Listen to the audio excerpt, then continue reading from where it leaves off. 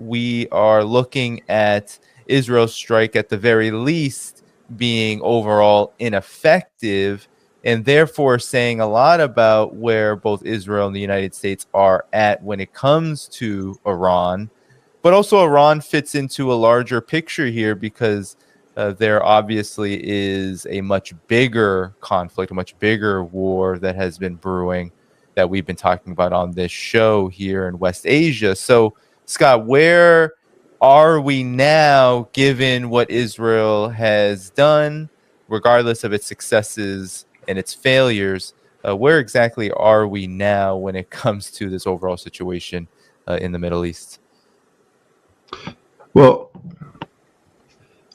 we need to know what Iran's intent is here. I believe that Iran did not have full knowledge beforehand of October 7th, and that the Hamas attack on October 7th and what transpired thereafter took Iran by surprise, and that they needed to come up with a policy on how to deal with this. And the policy that Iran came up with was a policy of managed escalation, using the total resources of the so-called axis of resistance to operate in support of Hamas, not to operate in concert with Hamas towards a greater objective. See, there's a difference there. If Iran had planned this, then Hamas's actions are the initiating strike in a larger campaign designed to achieve a broader result than simply the Hamas desire for a Palestinian state.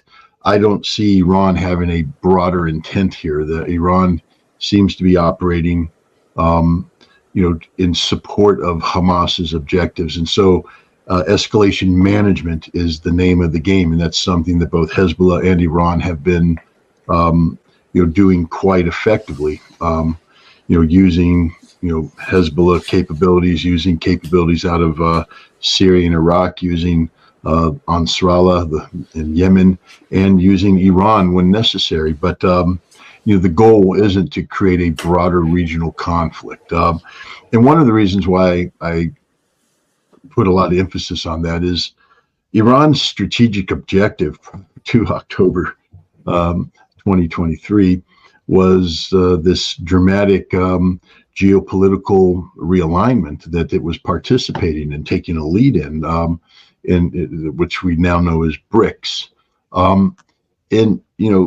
Iran attended BRICS as a member, one of the new members, and the whole thing of BRICS.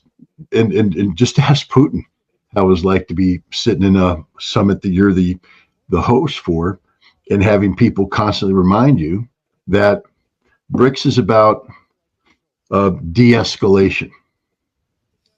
BRICS is about the peaceful resolution of problems to avoid violence-based solutions. And so there was a lot of pressure being put on Putin, to find a way to bring this Ukrainian conflict to an end. And similar pressure is put on Iran not to allow this to escalate, this conflict in the Middle East to escalate out of control. That's bad for everybody. It's not, it's not the BRICS brand. And, Iran, as a full-fledged member of BRICS, has to adhere to this. So I listen to the people saying Iran is going to strike back. And I say, why? Why? What's in it for Iran? Deterrence? They've already established that. Iran proved without a shadow of a doubt that it can strike any place in Israel it wants, at any time it wants, with whatever capacity it wants, and it will hit the targets that it wants to hit. They've proven that. Israel does not have a missile defense shield, either on its own or in coordination with the United States and European allies, that is capable of stopping Iran's ballistic missiles, especially when employed the way that Iran does, with mass attacks using missiles of varying degrees of technology and the tactics, separating warheads, decoys, maneuvering warheads, hypersonic missiles, all of this together overwhelmed the Israeli defense systems, and Israel couldn't stop the attack. So Iran has made it clear that it can attack Israel anytime it wants. Israel was supposed to send a signal to Iran saying, yeah, but you're going to pay it. You could pay a heavy price if you actually tried to hit us really hard. Israel didn't send that signal. That signal was not received. And so the Iranians, they don't have to convince Twitter. They don't have to convince Telegram. They're not here to win the argument in Danny Haifong's chat on the stream. Iran doesn't care about any of that. Iran cares what the principal players think. And Iran is a mature state, and they know what Israel knows. They know that Israel knows that Israel's attack didn't succeed. And they know that Israel knows that Iran's attack did succeed. And that if they want to continue this game, Iran has the upper hand. That's deterrence. And so why would Iran have to continue this game? Iran right now, go back to the strategic intent to support Hamas.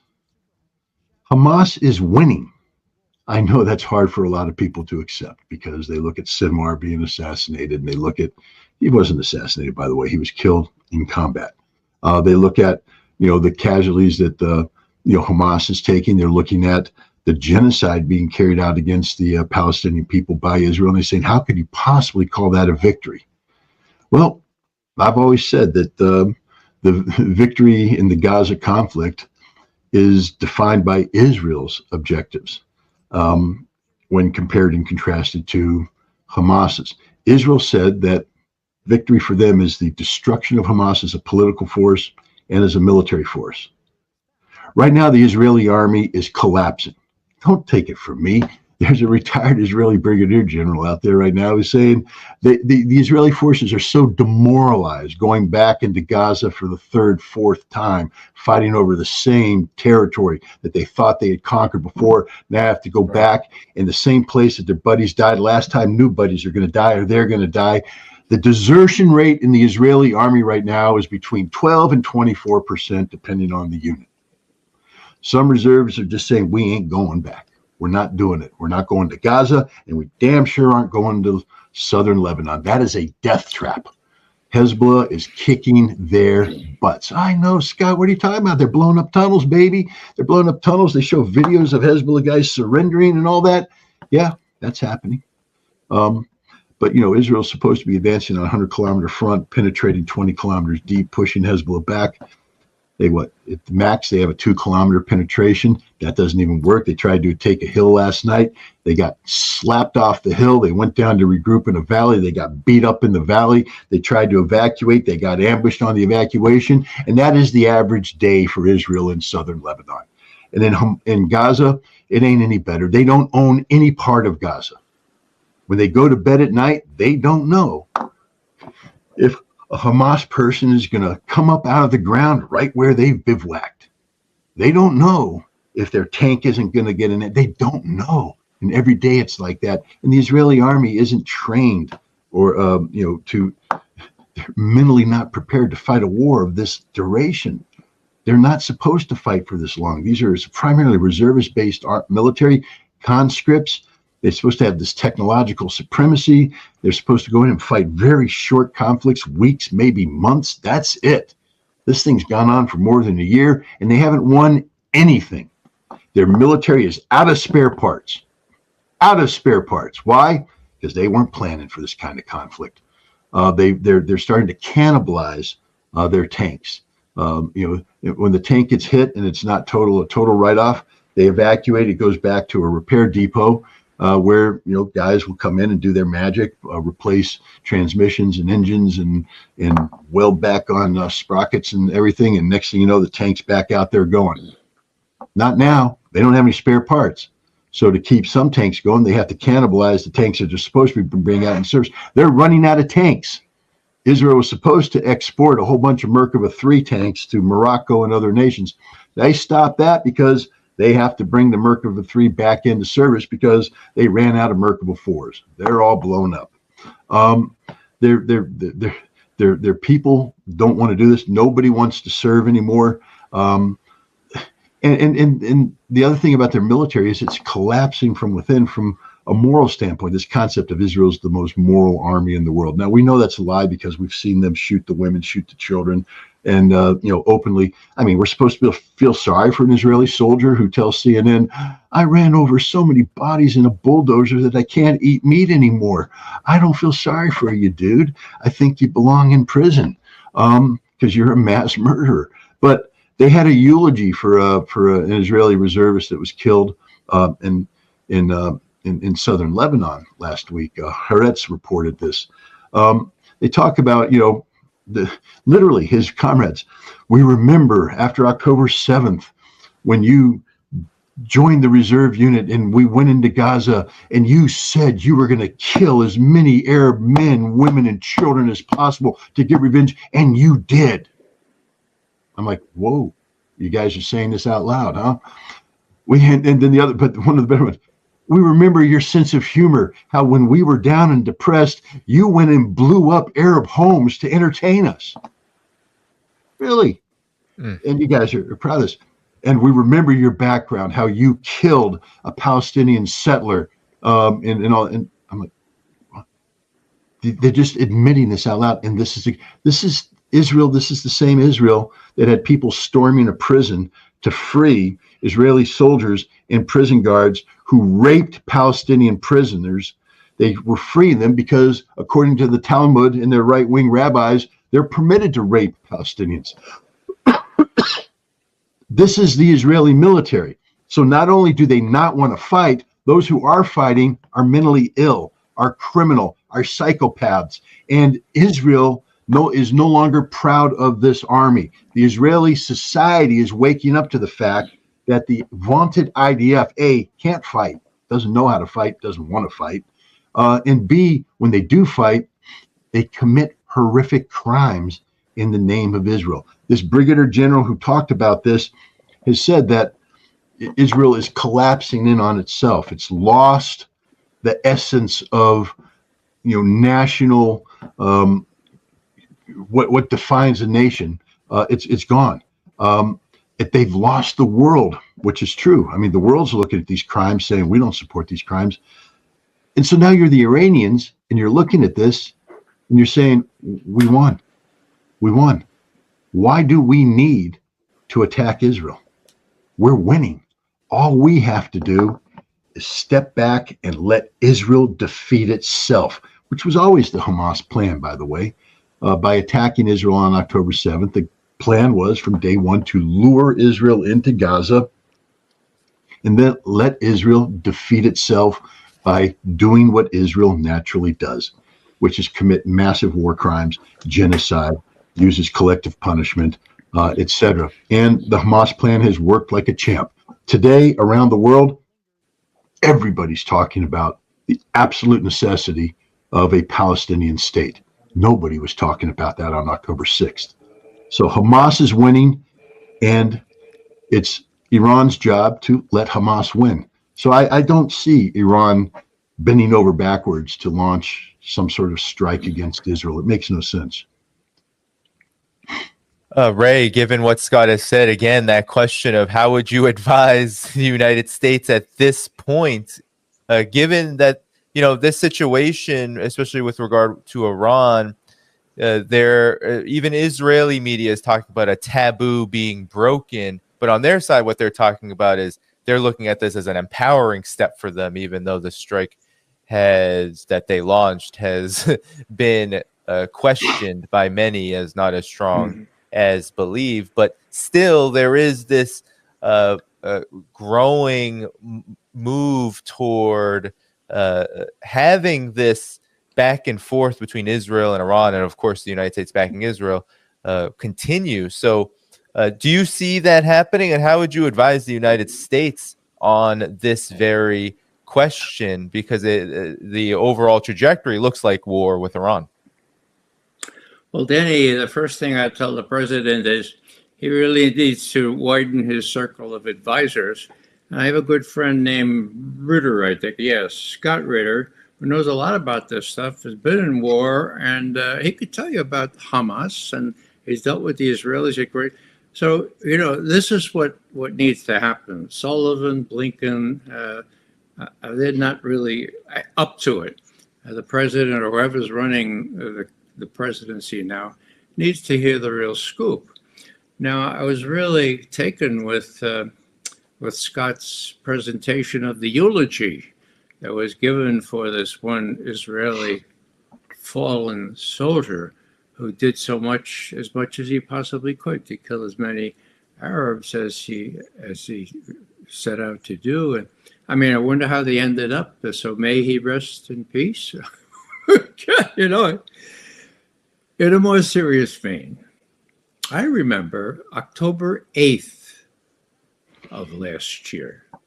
I remember Scott saying, look, don't be deceived into thinking the Israeli army is the best army in that part of the world.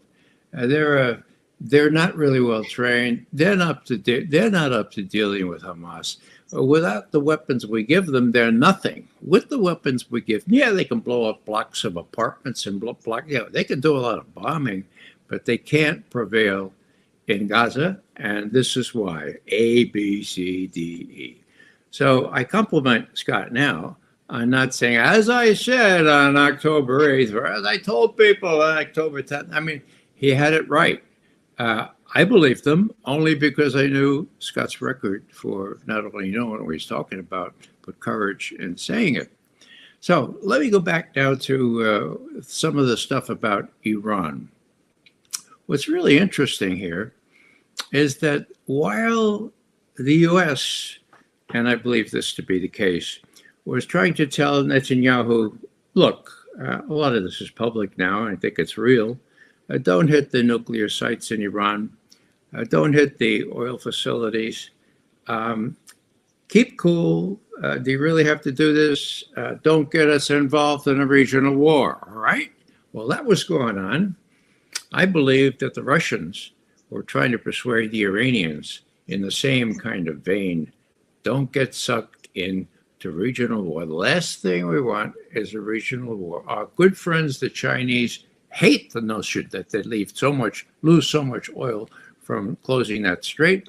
They don't want it. Nobody wants a regional war. We're in BRICS now. You're in BRICS now. You got some really big companions.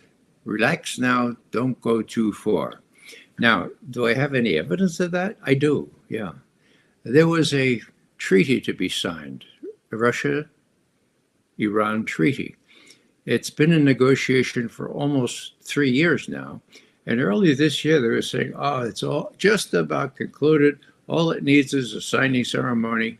Let's do it at BRICS. Let's do it at BRICS. And everyone is assuming, this is interesting. It's going to be this mutual defense treaty equivalent. Now, it's not the kind of treaty that really binds one country to come to the immediate assistance of the other if the other's attacked, but it's tantamount to that. It's like the Russian-Chinese treaty. It's like other treaties, not a literally defense treaty, but very much like that. So what happened? Well, we have the Americans working on the Israelis. The Russians send Shoigu, the head of their National Security Council. And then they send many IL-76s, transport planes, with radar, with jamming devices and so forth. And they try to tell the Iranians, look, we're trying to make sure that you don't get sucked into a war that we don't want. And besides, you have all these big companions there. Now, that appears to have worked. Because the Iranians were after October 1st, they were sitting pretty in their view, and they didn't need any real response to an Israeli attack unless the Israeli attack was the kind that the U.S. people, the U.S. military, tried their best to attenuate, to make not so bad. So that's what I'd say about the treaty. Was there a lot of pressure? Yeah, there was a lot of pressure, I think, by the Russians on the Iranians. And I'd be interested, I don't know the details about how successful these defense missiles were, but there were reports that S-400 missiles had been delivered by Russia to Iran. They're the most sophisticated, to my knowledge. I wonder if there's any evidence that they had been used against these Israeli things. Scott, you probably know that. There's been no evidence of that so far that I'm aware of. There were some press reports early on about the S-400 being delivered to Iran. The problem is, as anybody who's dealt with the air defense systems before, these things require extensive training. During the Gulf War, Desert Storm, I fall back on that which I'm familiar with. The Israelis were they had crews in Fort Bliss in the United States undergoing down at the White Sands missile test range their train up for using the Patriot system. And then the Iraqi missiles started flying, and so the Israeli government demanded that these forces come back and fall in on the missile batteries, but they weren't fully trained up on this. They had to use different tactics. The Patriots designed to be in automatic mode, but because the Iraqi missile performance was greater than that of the standard Scud, they were blowing missiles off, chasing shadows. So they had to go into manual mode, something the Israelis weren't trained up. We had to send our missile crews in, and it took a long time for this thing, and they didn't shoot down a single Scud. I bring that up because the idea that Russia sent these S-400s that the Iranians hadn't been trained up on, and that these now are supposed to be fully integrated into an existing Iranian air defense structure and operate seamlessly, it's a very high bar. I don't see that happening. What I do see is that the Iranians, they don't necessarily need the S-400. The S-400 is a great upgrade, and I'm sure they want it. But let's just keep in mind that they're a very technically advanced nation with some of the best engineers and scientists out there. There's a reason why the Iranian teams tend to place in the top 10 in the top 5, sometimes in the top 3 at the International Math Olympics, because they're just damn good. These are the guys that follow. We have a drone. I think it's the RQ-176 or something like that, nicknamed Beast of Kandahar. It's the drone that looks like the B-2 bomber, the flying wing. And it used to operate out of Kandahar in Afghanistan and fly intelligence missions in Afghanistan against Pakistan. It was the one that was flying over bin Laden's compound during that takedown. And it often flies over Western Iran, targeting, doing reconnaissance there.